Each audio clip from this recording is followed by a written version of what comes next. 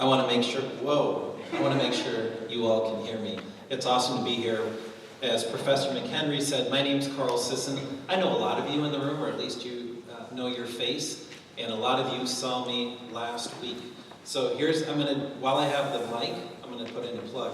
For those of you who were able to come to Van Dyke Lounge this last Thursday and handwrite your thank you notes to the scholarship donors, thank you. If you have not done that yet, this week, today, stop up to Lucky Memorial, second floor to the Office of Advancement, and come in and pay that write those personal notes of gratitude to our donors. That would be greatly appreciated. So, this morning, I'm privileged to welcome Jared Houseman from the class of 2011. Does that sound old to anyone? Because it isn't, right? He's so young. It's great. It's great. I had the privilege of meeting Jared and his wife Brittany from the class of 2010 a few years ago. And he started sharing with me about his experience at Houghton. And when he started talking about the work that he does and how passionate he is about the work that he does in advising folks, and particularly from a stewardship perspective, from a biblical perspective, I'm like, you need to come and share that with our students. And we started a conversation, and we hoped to get Jared here last year, but there's been a lot of transition in his life. We're excited to have him here this year. He's now the father of 3 young daughters, and he and Brittany both say they are future Highlanders. They're looking forward to the day when the 3 of them are here at Houghton as they were. I'm excited when we have a maritime faculty in the room as well. Ken Bates and Bob Black, legendary business faculty, came to support Jared, and we're excited when you guys are here as well. Thank you for being here. So as a Houghton student, Jared was a business administration major focused on finance and economics. In 2011, he was named the outstanding business student as a graduating senior. He was treasurer of the Student Government Association, now Student Council, and graduated with honors.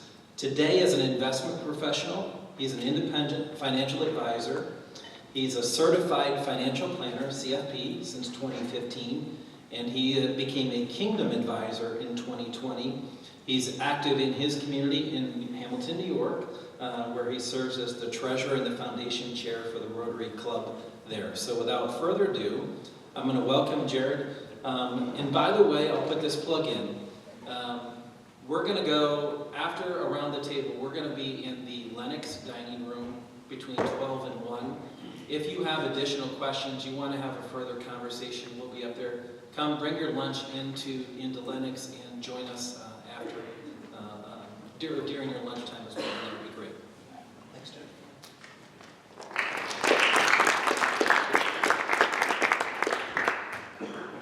Yeah, so like Carl said, graduated in 2011.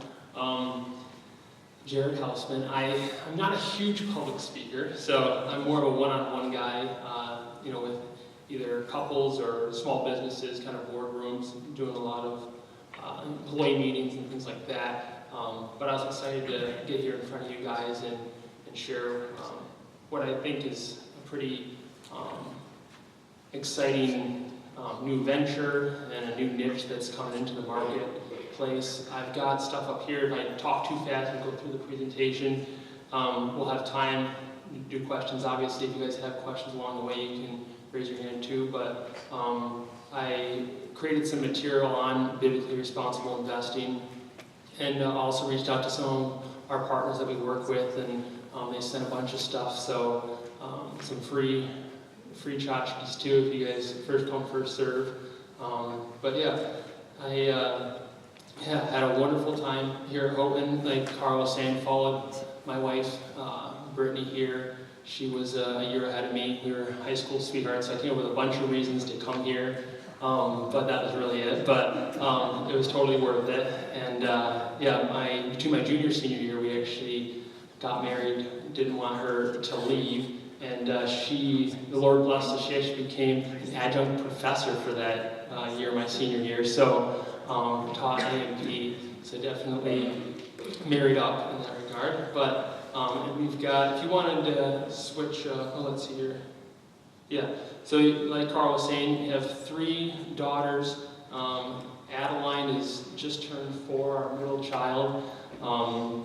And then Abigail, she'll turn 7 in a couple weeks. And then we just had the surprise of a lifetime in April, right before one of our biggest work transitions that I've undertaken. We changed what's called our broker-dealer that we cleared through.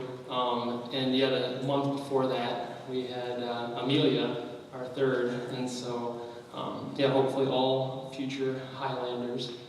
But yeah, we got together last month with some other Houghton students and classmates out in Canandaigua and rented a house for the long weekend and just got to catch up. I hadn't seen some of them in 10 years, and it was just so great to see them all. And we got some grape pie. I don't know if you guys have heard of that. It's a Western New York delicacy, I guess. I've never had it before, but if you guys aren't from around here, you should get that before you graduate. But yeah, and I just can't believe I'm in this recital hall. If you told me 15 years ago that I'd be in front of anyone in front of the recital hall, I'd laughed. I don't have a single musical bone in my body, but I think I was definitely here. Got to see, I think Professor Dibble is here, and he graduated with me, so excited to see him back here. But yeah, the other thing Carl mentioned, certified financial planner. I'll make a quick plug for that. We had talked about maybe doing that last year, but then, like I said, a lot came up that semester. But I'm excited to hear that Houghton's offering that now. I think it's a huge benefit for you guys, especially if you want to become financial advisors. When I graduated in 2011 at 21, it was kind of stressful trying to manage people's money, and I grew out my beard, got glasses, trying to make people trust me with their money. I would joke that I wanted to go gray early, but after I got my CFP, it definitely changed things. Helped my confidence, helped the credentials, I think, for current clients and future prospects. So I think it's a really great thing, and so if you guys are able to take advantage of that, even now, while still in school, to have that foundation coming right out of the gate, it'll be really worth it, and a great credential to have. So, but yeah, with that, I will jump into the presentation about biblically responsible investing. It's definitely new. Some of our fund families here that we can talk about later, they've been around for 25, 30 years, so there is some history there. And like a company like Guidestone has been managing in a faith-based kind of manner for upwards of 100 years, really, for hospitals or churches, universities. But as far as for retail investors to have access to it, it's only been maybe the last 25, 30 years. And even then, 10 years ago, really wasn't, you wouldn't know about it. We didn't know about it. Not a lot of clients would know about it. And so, but the last 5 to 10 years has just been exploding. And I think people are finally seeing, just like this quote here at the bottom of Kingdom Advisor that my partner and I are members of. It says, investment that seeks to please and glorify God is a vital act of worship. We have so many areas in our life that we commit to God, but as well as sometimes how we're spending our money. But a lot of times the investment side of it, we just don't realize what we own. I'm going to play you guys a video in a second of what we're supporting, and so that's, and the fact that investing and investments could be a vital act of worship. Another aspect of worshiping God was definitely a paradigm shift for my partner and I in our practice. So since then, we've been trying to really implement it more and more. We run it kind of alongside our secular traditional models, but the last 5 years we've really been focusing on our BRI, which is the acronym for Biblically Responsible Investing, running that alongside of it. And performances have been very similar, kind of taking turns, and so that's another misconception that I think a lot of clients have. We've got some material on that as well. But I just looked up the numbers last month, and I think they were within 1% of each other as far as their trailing one-year returns. So that's what we've seen the last few years as well. And so, yeah, I'll play this video quick. I think it does a good job of kind of kicking off what biblically responsible investing is. Hopefully I can get this to work. Just a quick clip here. Now, why is it hard to see this ownership today? Why has this question been so fundamentally obscured?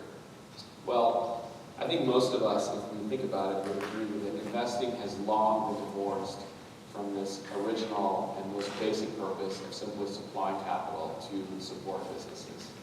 Instead, we see that most investors are trying to profit from the market rather than from any productive and intrinsic value of the underlying companies. People even forget sometimes that the market consists of these underlying companies. And in fact, this has partly been driven by things like ETFs or index funds, where you buy the entire market. And the mantra has become all about low-cost, low-fee products. The various rating agencies that are out there push this. This is all throughout the financial newspapers and journals, which reduce investing to buy the whole market and simply find it as very low-cost, low-fee products. This very naturally has made investing commoditized and depersonalized. People aren't even thinking about what it is that they're owning, because they're buying everything. Thus, we can say that most people don't know what they own. In fact, if you ask most individual investors, do you know what you own? They'll say, I have no idea. And if you ask many financial advisors, what do they own? They'll say, I have no idea. So I think it's a very empirically verifiable statement to see how far we've fallen from understanding this original purpose of what investing was intended to be. This is nicely captured by William Kavanaugh, who's a professor at DePaul University, who says, retirement accounts tend to just go into mutual funds, where not only do I have any idea how the companies that I have stock in are being operated, I don't even know what companies I have stock in. They're run by an elite of managers whose one preoccupation is with increasing the bottom line. A very extreme example of this comes from Cliff Asness. Cliff Asness is a very widely respected quant fund manager who was one of the founders of AQR Capital Management. And he is often lauded as a pioneer in quantitative investment management. And notice this statement that he made at a Morningstar conference where he said, I pride myself on not knowing what's in our portfolios. So this is, I think, a very powerful exemplar of this phenomenon taken to the final stages, where we are seeing that in the end people are almost celebrating this ignorance of not even knowing what they own. Yeah, so I think that just does a great job of explaining that we really, stock ownership, you are a part owner of a company, and so we do, in a way, we have to understand that we'll be held accountable to God about what we own, and it's one thing.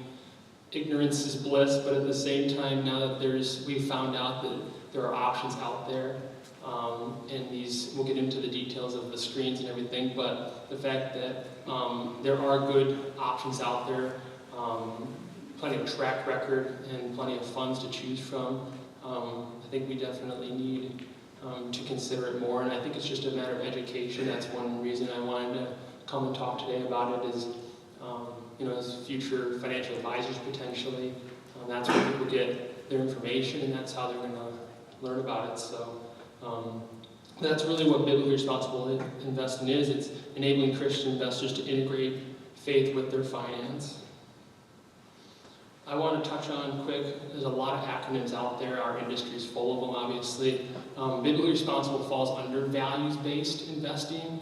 So what you've probably heard of maybe is ESG, environmental social governance. That's kind of been the flagship of values-based investing.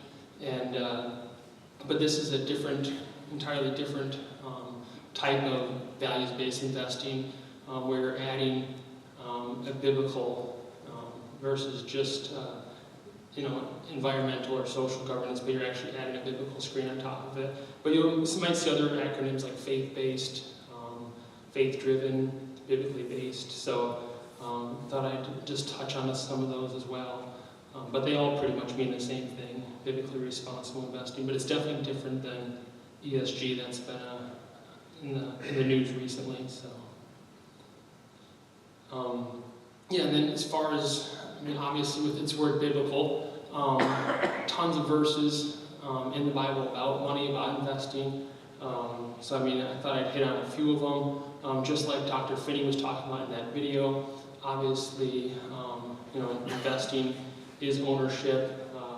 Mark 8:36. What good is it for someone to gain the whole world yet forfeit their soul? I think that's pretty in your face, and so definitely something we need to consider seriously. In the first one, actually, the stewardship mindset, there's another verse too that I probably should swap in there from Psalms that just talks about everything is the Lord's. This one here in Deuteronomy, but remember the Lord your God, for it is He who gives you the ability to produce wealth. So again, it's that stewardship mindset. And we might control, again, what we spend money on. You go to the store, you buy this or that, you've got control of it. But you don't realize that sometimes as you're going along in life, you build up your retirement plan, your investment assets. That can actually be a much larger resource, much part of your wealth that you aren't even considering. You're controlling what you might be spending $5 on, but your investments are doing something completely counterproductive to what you're doing. So, and then finally, honor the Lord with your wealth, with the first fruits of all your crops. So again, we're tithing, we're doing these other things, but the investments are sitting there, maybe in the face of all of that. So this is Dr. Finney again in that video. Eventide is a newer fund company out of Boston, around like 2008. But he's brilliant. They're a non-denominational kind of background. But they just did this survey, brand new. I was actually working with my contact there for them to release this for compliance for the public like last week. So I was happy to get it out in front of you guys. We saw it at a conference last month.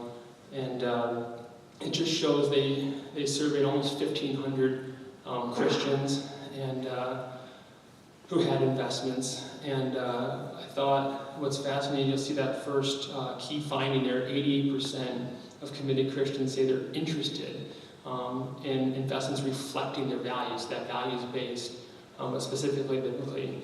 And but what I wanted to kind of pull out from that is I grabbed the question actually on the right there. In younger investors, it was much higher. That 30 to 39, over 60% was very interested. And obviously, even the older you get, it would still vary or somewhat. So that's where they're coming up with almost 90% saying they're interested. But I just thought that seeing that younger demographic was really telling, especially for you guys coming up and the clients that you'll have in the future. Then jump down actually that fourth key finding, 73% there say they get their primary source of information from their financial advisor. So that's, again, like I said, we want to educate you guys because that's where your clients are going to hear about this and have a trustworthy resource about it. So they're listening to us, they'll take our advice, so we have to take it upon ourselves to be educated on these things. But yet, so that second point shows if 72% are getting their information from us, 37% of those financial advisors have spoken to their clients about values-based investing. So that's obviously, that's a pretty low percentage, and we've got to get that number up. And then the third point, which I thought was pretty telling, especially with the younger investors, I pulled the question out again to kind of show you in more detail, but even not just overall, 62% said they would change their advisor to be aligned with their values. And but then again, you see younger investors are taking it so much more seriously. I think a shocking percentage, the younger 86% would actually just change their advisor. So not that you should do this for selfish reasons, but if you want to work with Christians clients, I think that's definitely something to take note that if you're not talking about it and someone else is, they might go with them. So, and there's some disclosure jargon about that. But so then, as far as how we implement BRI, we obviously use these relationships with our different fund companies. It's been really exciting the last 5 to 10 years building those relationships. Some of our fund companies weren't even on our investment platform, and we actually had to go to our broker-dealer and ask them to create a selling agreement with them. So it's been interesting finding these companies and bringing them on board and building these relationships with them. But there's kind of 3 facets to it. That third point is what people normally think of as more the negative screening. But I also want to touch on the other one as well. There's positive screening, which has picked up a lot more steam in recent years in trying to quantify that and get a score for it with some of these fund companies within their portfolios, but actually endorsing companies that, whether it's through their labor practices or philanthropic arm or with the environment, doing things that, whether they're a Christian company or not, are aligning with our values. So actually rewarding them and investing in those companies versus just kind of having that negative screen, which isn't always a fun perspective to have. Having a positive spin is good too. And then the second bullet point, instead of just burying our head in the sand and ignoring the world, obviously it's just to be in the world and not of it. So actually engaging culture and our country through shareholder activism, whether it's just buying shares and then calling up the company and trying to kind of behind the scenes. And they've had success in this. Many of our fund companies have said so that they'll actually call, and these companies will just, without even having much of a public discourse, they're able to get them to make some moves on things. But if it has to get to the level of like a letter, a shareholder letter, or eventually making a proxy vote, there's ways that as ownership through shares, you're part owner of a company, you can help shape culture and shape these companies. Because these companies definitely shape our culture. So I think it's important to engage as well and not just exclude. So, but then the third one is kind of where it started its roots 20, 30 years ago, was actually looking at screening out certain stocks and certain companies that don't align with our biblical values. And so whether it's gambling or pornography or unethical labor practices, alcohol, tobacco. These are things that they're able to, with the technology nowadays, to screen out pretty easily. And so we can feel confident about the funds that we're holding, are going to align with our values. And the funds companies we use, it's actually by prospectus that they're mandated to have these, because you can also screen other funds where they might look like a BRI fund for a time, but then obviously they don't have that prospectus mandate. They can own other companies and shares as well. So that's what we're looking for, is to stay true to it. So. And this is just some of the companies that we're working with. Like I said, it's really exploded. Our traditional secular models, we'd have anywhere from 15 to 20 different funds in our portfolio, so we like to be very diversified in our investment philosophy. So that was one of the barriers, was that there was 2-3 options, and you just felt like you weren't diversifying your client enough. But now you've been able to, the marketplace has really exploded. We've been able to build more relationships. And we feel like we can finally build a well-diversified portfolio with good track records that we can bring to clients and feel confident about. But like I was saying, Kingdom Advisors, as an organization of thousands of financial advisors, get together annually in Florida and be able to just talk about these subjects and have different speakers come. It's been an awesome community to be a part of. And then our new broker-dealer I was talking about that we changed to in May, they're actually a Christian broker-dealer out of Indiana, so that's been exciting to be supported in that way as well. And then these are just some of the fun companies that I thought I'd just show you guys. And it's across the gamut, like I said, from Mennonite with Praxis to Catholic with Ave Maria, Knights of Columbus, to non-denominational to Southern Baptist with Guidestone. It's very ecumenical, and I think we all need to come together this day and age with everything that's going on, and understand that we have a lot in common with faith-based investing. So, so we're excited about the future of biblically responsible investing, and I just think clients and people don't know about it, so that's what's been one of my passions to bring. So that's all I have for you guys. I don't know if I flew through that too quick, but if you guys have any questions, or we can just meet at the front here and any one-on-one questions, or you guys feel free to. I've got even boxes of stuff underneath that, so hopefully I don't need to bring it all home. So this is your opportunity to ask some questions that Jared can respond to. I'm curious, so you threw up names of companies and you pulled up a video. What are some resources that our students, if they're interested in this field, what are some podcasts or people on YouTube, people that you would encourage them to go and to look into and to watch themselves? And especially once you get into the business, obviously Kingdom Advisor, you can become a member, and there's tons of resources there. But no, Eventide, again, they've got a little bit more of the tech savvy, YouTube channel with a lot of great content. This Dr. Finney that just spoke, he's brilliant. He actually went into the medical field.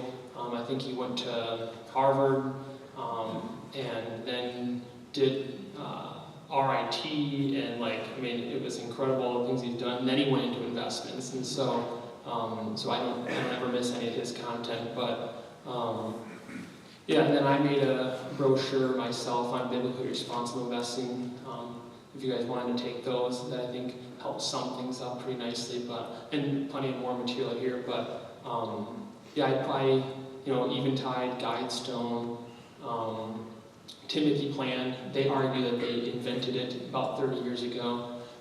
So Timothy Plan has a lot of great resources on their website. So that would be some resources to go to. Or me, obviously, you can reach out to me. I've got cards there. If you had any questions about it, about financial advising in general, or CFP, or biblically responsible investing. So. I'm only about 3 hours away we're in central New York, near Syracuse, so not too far from here. Can you explain the structure? I'm not following the sequence here. On Family Life Network, every night they have, I forget if it's Howard Dayton or somebody after that, who has been involved in this for years in regard to Christian investing and counseling and so forth. And then they talk about Kingdom Advisors, they talk about this, they talk about that, and I can't follow the umbrella.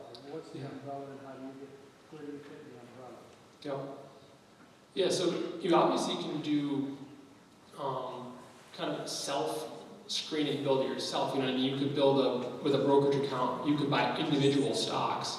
And so whether you tried to screen it yourself, obviously it's difficult to do that, but there is some resources out there, sometimes even free resources where you can type in a ticker.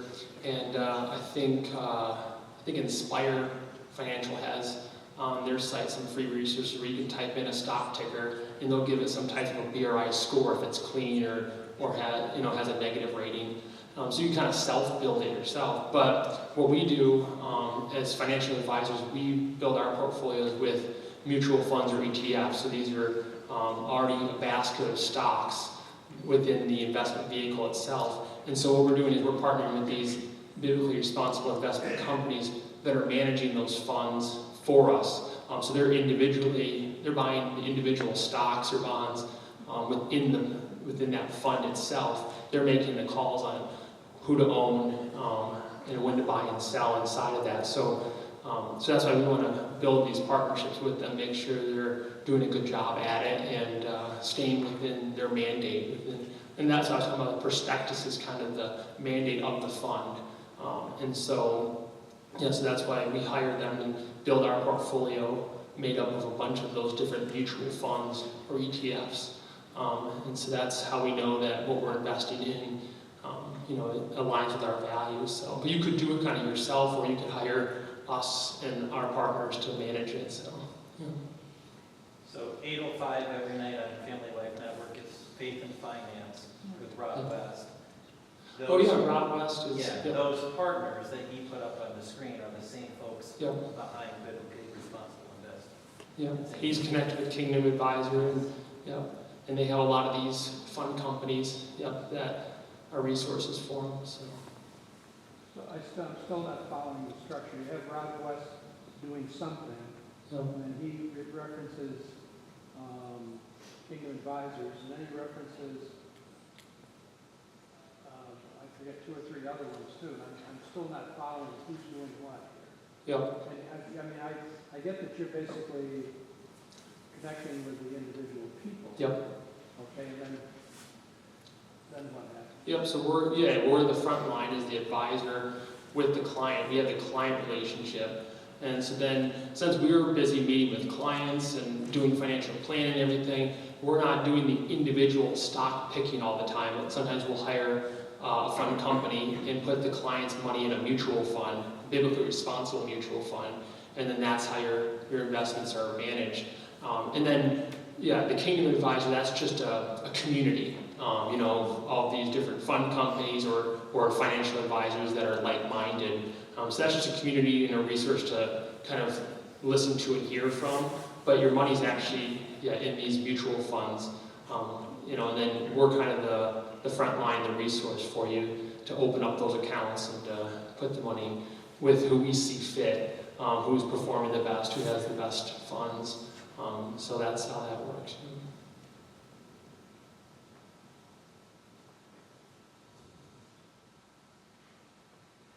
So reflect on your Houghton experience. You were a business major. Yep. Did you ever consider becoming a financial advisor of that field as a student, or had you even considered something relative to BRI back then? Yes, I knew I wanted to be a financial advisor since I was like 15 years old. My grandfather was, my basketball coach and pastor was actually the other advisor, my partner now. He was, and so I was in his office filing papers at 15, getting driven to work, and knew I wanted to do it, had a passion for it right from the get-go. And so when I went to Houghton, I jumped right into the business department and tried to make, that's why I think this CFP track is pretty cool, because we tried to customize one, by doing more economics like finance minors and Richard Hallberg, the other professor, kind of the big 3 for me. He was a CFP, and so we were able to kind of make our own patchwork of something that reflected personal financial advisor track. And so, I got my life accident health license in college. I was selling life insurance in the summers, and I actually was Northwestern Mutual was a big life insurance monster, and I drank the Kool-Aid and went out to Milwaukee and did their whole student internship, and I was going to be like a career agent and just selling life insurance to everyone that could fog a mirror. And then Alan kind of caught me and showed me the value of being an independent financial advisor. And I think that I recommend that for all of you as well, that if you can pair up with a mentor, not to have to be a career agent with a captive agent with a company, because then you have to hit certain quotas and sell their stuff. And being an independent financial advisor, you can look at the landscape and partner with who you want, and try to put the client's interest first. And so that would be what I'd recommend. But BRI was definitely nowhere remotely on the horizon. In general, I think, and definitely not for me. I knew I wanted to be a Christian financial advisor and have that ethical, moral standard for my relationship with clients, but I didn't think there was really the options or set up, at that level to, know that my money's being managed a certain way, unless, you opened up a brokerage account and did the painstaking individual stock picking that to do it at a larger level across the board for clients would take you just wouldn't have time to meet and manage your clients' needs as well. So yeah, I think in the last, like I said, 5 years, it's been really exciting to have these options and resources and be able to offer this to clients. So.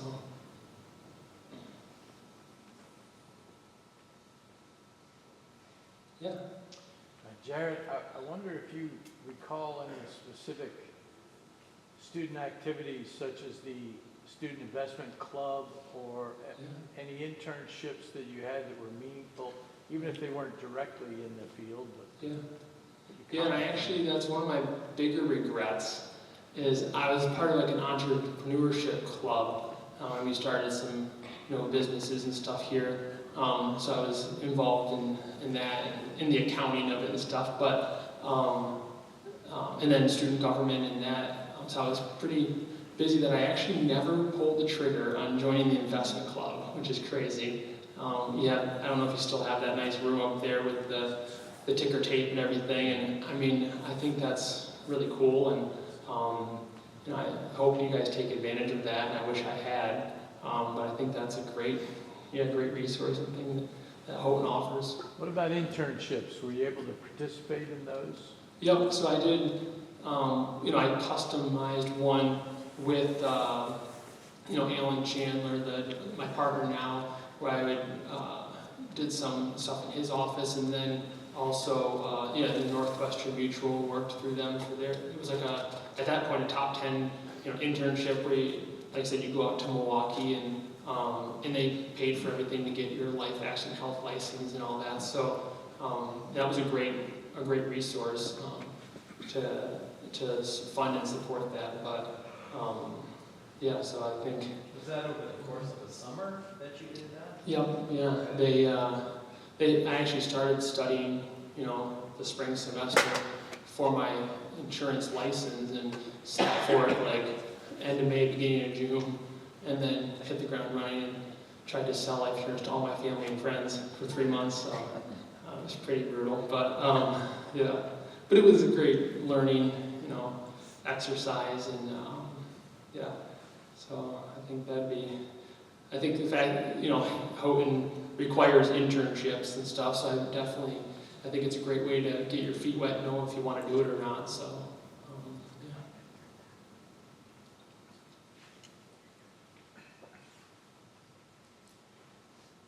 Talk about lifestyle, if you would, of what it looks like to be a business owner, be a financial advisor. What kind of opportunities does that present?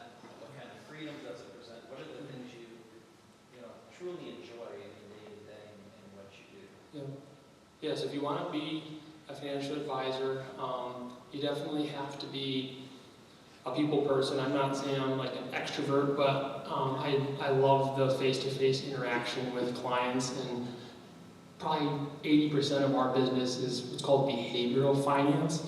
So it's not actually the numbers, it's actually helping clients navigate the emotions of investing.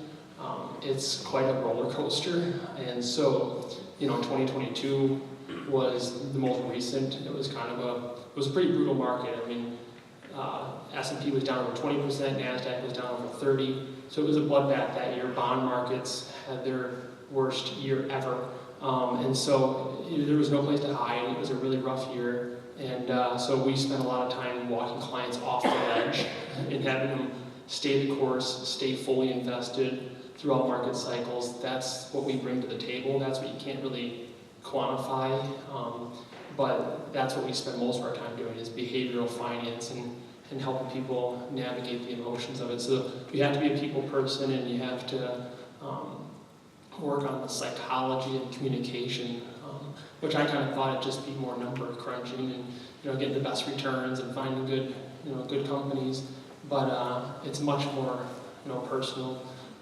So that'd be my biggest takeaway. But as far as lifestyle, I mean, it's definitely a great career. I'm able to be very flexible, kind of make my own schedule, and so you can work as hard as you want.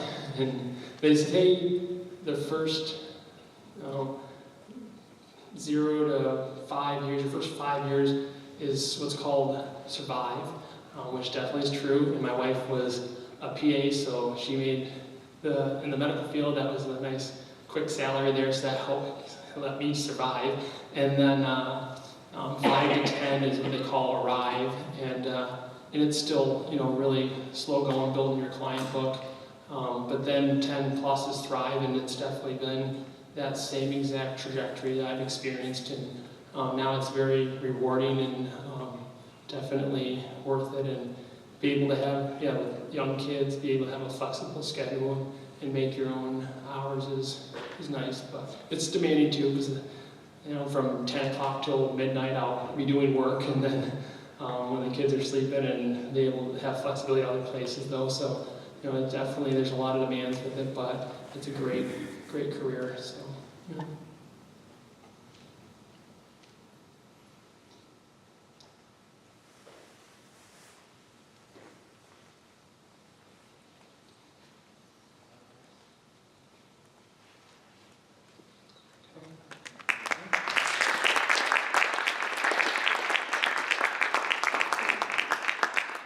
So Jared's going to stay down here for the next few minutes, and as I mentioned before, we will be up in the Lennox dining room between 12 and 1. Come join us for lunch, have some conversation, ask some more questions for you. Jared, thank you so much. He came down late last night, so he had the opportunity to spend time with you all here this morning. This is just a token of our gratitude.